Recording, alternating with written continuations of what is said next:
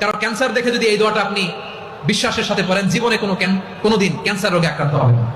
অন্যের বিপদ যদি দেখেন, এটার জন্য একটা দোয়া আছে।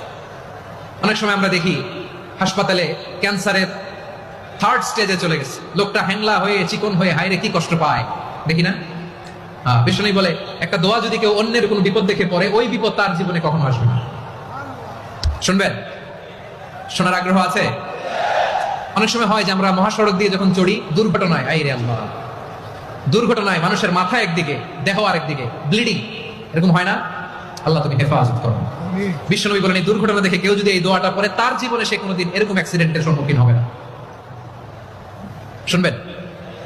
বিশ্বনবী বলেন অন্যের বিপদ দেখে কেউ যদি পড়ে, আলহামদুলিল্লাহিল্লাযী আফানি মিম্মা বাতালাকা বিহি ওয়া ফাদ্দালানি আলা কাসীরিন মিম্মান খালাকা তাফদীলা, মানে প্রশংসা সেই আল্লাহর যে আল্লাহ তাআলা তোমাকে যেই জিনিস দিয়ে পরীক্ষা করেছে, আমাকে ওইটা থেকে বাঁচিয়ে দিয়েছে।